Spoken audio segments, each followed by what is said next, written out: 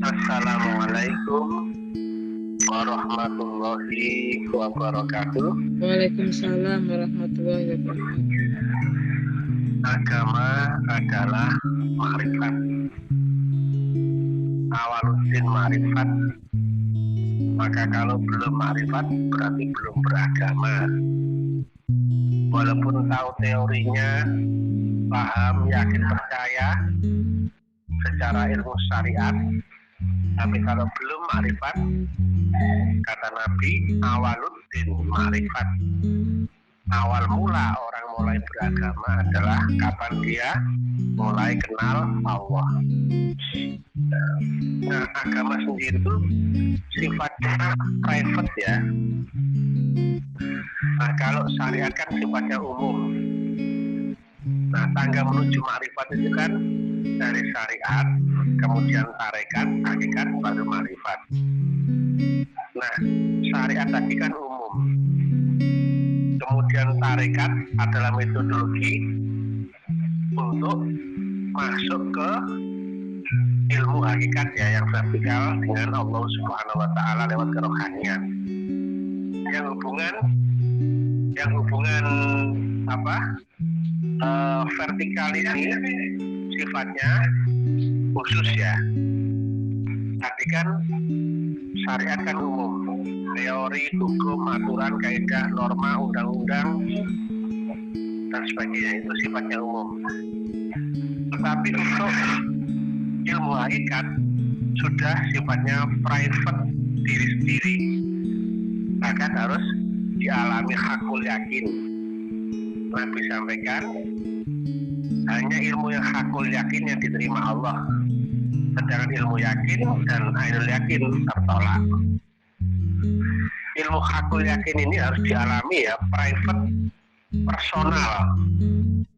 Nah, disinilah fungsi daripada Al-Quran adalah kitab yang pengukurnya adalah diri kita sendiri. Al-Isra ayat 14. Nah, ilmu hakikat ini sifatnya private ya. Kemudian ma'rifat ini kita telah disertai oleh bimbingan Allah sebagai manusia celupan Allah atau subhat Allah. Nah, ma'rifat sendiri resultante dari dua gaya, yaitu gaya syariat horizontal dan gaya hakikat vertikal dengan Allah Subhanahu wa Ta'ala lewat kerohanian. Maka muncullah resultante ma'rifatullah.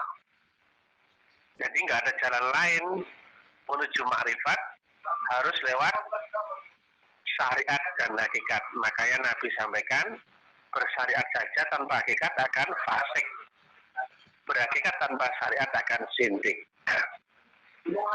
Tapi ingat ya, syariat tadi sifatnya umum, kajian umum, dan hakikat sifatnya khusus personal dalam diri yang ruh ya, yang hubungannya vertikal dengan Allah Subhanahu wa Ta'ala. Nah, kemudian ma'rifat ini sudah berbalas ya. Misalkan zikir itu berlaku, yang awalnya hakikatnya adalah berzikirlah engkau akan jatuh, niscaya aku akan berzikir akan engkau. Demikian juga sholat kita akan Allah, kemudian berbalas Allah pun menyolati kita, menyertai kita. Tapi jika zikir yang sampai ya, tapi jika sholat yang sampai. Jadi intinya adalah agama itu ada hubungan personal yang khusus dengan Allah Subhanahu wa Ta'ala. Bukan kemudian untuk dikonsumsi sebagai bahan teori debat, bukan adu pendapat, bukan adu mudzakarah, bukan ya. Tapi sifatnya personal, hakul yakin, dialami secara empiris. Al-aslamu ilmiyun wa amaliyun, artinya wajib bisa dibuktikan ya, amaliyun itu ya. Makanya di kejawen agama dari kata ageman, yaitu untuk diri sendiri, personal khusus ya, yang membungkus manusianya, zahirnya dibungkus dengan pakaian zahir, dan ruhnya pun ada pakaian ruh ya, yang itu untuk mengenalkan kita akan Allah Subhanahu wa Ta'ala lewat guru sejati. Kalau di ilmu kejawen kapitaen kuno seperti itu. Tapi tetap ada Gusti Pangeran sing murbeng dumadi. Nah, pangeran ini adalah anak raja atau wakil raja yang di dunia. Mesti ada yang sifatnya wujud yang jadi kiblat kita akan belajar mengenal Allah Subhanahu wa Ta'ala. Sebagaimana diterangkan di surat An-Nisa 59, ati Allah wa ati Rasul wa ulil amri minkum. Rasul itu wujud, ulil amri itu pun wujud ya, wujudnya manusia. Itulah kiblat kita akan Allahu Subhanahu wa Ta'ala. Tapi bukan dia Allah, bukan. Tapi Allah ada di balik kiblat itu tadi. Sama seperti kita diperintah sholat ya, secara syariat menghadap Ka'bah. Bukan berarti kita diperintah menyembah Ka'bah, bukan. Nah, demikian juga ini wajah tu wajhiyah, menghadap kepada wajah yang menciptakan langit dan bumi. Bukan berarti menyembah itu. Yang kita sembah tetap Allah Subhanahu wa Ta'ala, tapi ada di balik pencipta langit dan bumi yang berwajah. Ini kias ya, bahasa hakikat ya. Itu Quran surat Al-An'am 79. Jadi disitulah kiblat kita akan Allah ya. Tapi perpindahan arah kiblat itu memang sangat sulit diterima orang ya.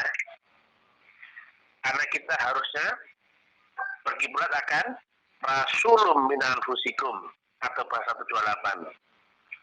Sedangkan orang biasanya taunya adalah Rasul yang membawa kitab. Padahal harusnya ada Rasul yang juga membacakan kitab. Walaupun tidak membawa kitab ya. Karena hubungan Allah dengan manusia itu lewat Rasul. Innallaha wal malaikatahu yusholluna ala nabi ya, Al-Ahzab 56. Demikian juga hubungan manusia dengan Allah. Ayyuhalladzina amanu shollu alaihi wa sallimu taslima. Juga harus lewat Rasul. Membawa wasilah hubungan metafisika Nur Qadim. Disitulah ya semuanya all in. Hubungan kita dengan Allah itu lewat Nur Qadim. Qurannya kalam Qadim, Rasulnya juga yang di situ Rasul Qadim. Kemudian diri kita pun diri yang Qadim, roh. Dan demikian juga wasilah pun ada di alam Qadim, Siratal Mustaqim pun ada di alam Qadim, Aurat pun di alam Qadim, Quran dan iman pun sifatnya Qadim, semuanya Qadim. Dan jalannya hanya itu saja. Demikian juga diterangkan oleh Ibnu Qayyim di kitab Situ Duror halaman 5. Jalannya hanya itu saja. Semuanya all in di situ ya. Jadi hubungan kita dengan Allah sebetulnya harus lewat ruhaniyah. Semuanya akan lengkap di situ ya. Ketika kita ketemu praktek daripada ilmu yang diterangkan di Asyura 52. Di situ ada guru rohani, ada Rasul min anfusikum, ada kitab Nur, dan sebagainya, Siratal Mustaqim dan sebagainya ya. Tetapi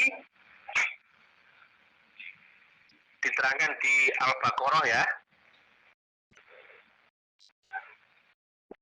bahwasanya bukan Al-Baqarah, ya.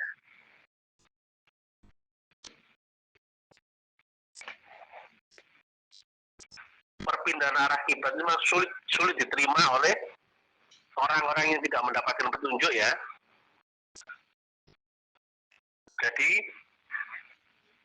bunyinya adalah Al-Baqarah ayat 43. Kami tidak menjadikan kiblat yang dahulu kamu berkiblat kepadanya, ya, melainkan agar kami mengetahui siapa yang mengikuti Rasul, arti yang update dengan Rasul di zamannya masing-masing. Saya ulang lagi ya, Al-Baqarah 43, kami tidak menjadikan kiblat yang dahulu kamu berkiblat kepadanya, melainkan agar kami mengetahui siapa yang mengikuti Rasul dan siapa kembali ke belakang. Sungguh perpindahan arah kiblat itu sangat berat kecuali bagi orang yang telah diberi petunjuk oleh Allah Subhanahu wa Ta'ala. Nah, kebanyakan orang berkiblat akan Rasul yang dahulu, ya, yang tidak sezaman, yang tidak ada hubungan secara jasmaniah dan juga tidak ada hubungan secara rohaniah lewat baiat. Ini berarti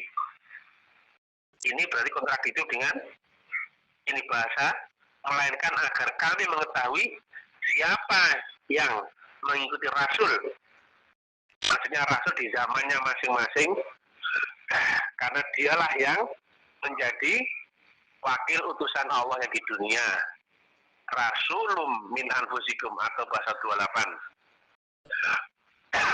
Tetapi di akhir zaman tidak lagi disebut Rasul, ya, tapi orang yang dikuasakan memimpin rohanimu, dan dia harus sejaman dengan zahirmu saat di dunia, atau disebut ulil amri minkum.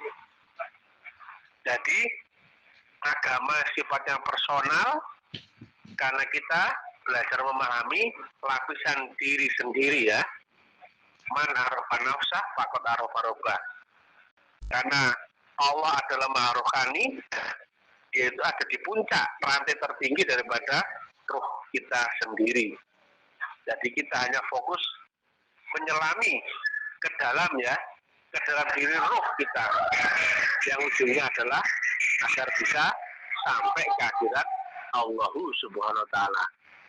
Nah, hubungan ke dalam lewat roh, hubungannya lewat alam qadim, ya, yang di situ semuanya all in, ya. Jadi kita tidak bisa berhubungan dengan Allah lewat alam zahir jasmaniah duniawi. Nah, demikian diterangkan di Ibnu Qayyim, ya, di kitabnya Situ Duror halaman 53. Jalan menuju Allah hanya itu saja, ya.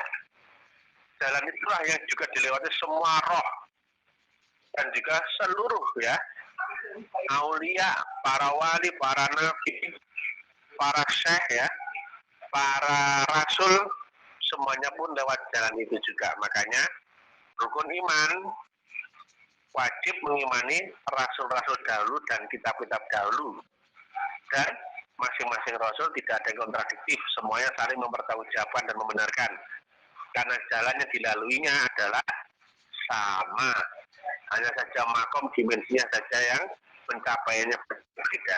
Jalannya sama, yang dihadapi pun sama secara kodim, ya, tetapi secara kis by kisnya, zaman berbeda, dunia berbeda, karena terikat hukum ruang dan waktu, maka waktu dan tempat berbeda, kita akan ketemu perbedaan kis by kisnya. Tetapi hukum di alam kodimnya semua tetap sama. Makanya Nabi sampaikan, kalau ada masalah apa-apa, tanyalah kepada ahli fikih. Karena jalan itulah yang ditempuh oleh pelaku zikrullah. Jalan kodim, hubungan kodim, alam kodim, kitab kodim, kalam kodim, diri yang kodim, dan dia ada di puncak alam kodim, ya. Maka fokuslah supaya kita tetap ada di frekuensi rohani yang kodim. Jangan ada di frekuensi jasmani yang baru, yang relatif, terukur, terbatas, terdefinisi dan tergambar. Makanya kata Nabi, dunia adalah penjara bagi orang beriman, atau juga neraka bagi orang beriman, karena dunia adalah surga bagi orang kafir, kalau dibalik adalah menjadi neraka bagi orang beriman selama masih terpenjara dengan dunia. Fokus, jangan ada pamrih, jangan ada rasa merasa, ego, sombong dan sebagainya. Tetap ilahi anta maksudi waridoka matlubi. Not belonging, jangan ada pamrih, harap, keinginan, khayal, angan-angan ya. Merendah serendah-rendahnya sampai nol ya, agar bisa fana dan masuk ke alam metafisika kodim. Demikian yang bisa kami sampaikan. Agama sifatnya personal ya. Nah, kalau agama syariat sifatnya umum, kalau agama hakikat itu sifatnya personal. Sedangkan makrifat adalah telah disertai oleh gelombang dan frekuensi Allah Subhanahu wa Ta'ala. Ada salah satu hadis yang ini agak penting ya, sangat penting ya untuk diingat ya, bahwasanya Nabi bersabda ya, dari hadis riwayat Ibnu Bir dari Anas radhiyallahu an, Nabi bersabda bahwasanya sedikit amal adalah bermanfaat bila disertai dengan ilmu mengenal Allah atau ilmu ma'rifatullah, dan bahwasanya banyaknya amal tidaklah bermanfaat atau tidaklah menjadi manfaat bila tidak disertai ilmu ma'rifatullah.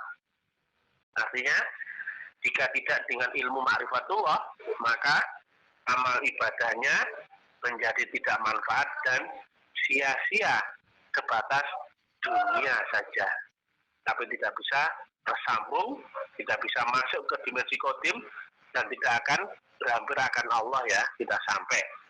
Demikian yang bisa kami sampaikan tadi hadis ya, dan juga surat Al-Baqarah ayat 43 ya. Nah, demikianlah kenapa sangat penting ya, kita harus mencari wasilah Al-Maidah 35, harus mencari mursyid Al-Kahfi 17, harus mencari ulil amri minkum An-Nisa 59, harus mencari rasul di antara kaum sendiri atau Bah 128. Demikian yang bisa kami sampaikan. Salam pembaharuan akhir zaman, salam kebangkitan agama tauhid, salam taklim marifat. Assalamualaikum warahmatullahi wabarakatuh.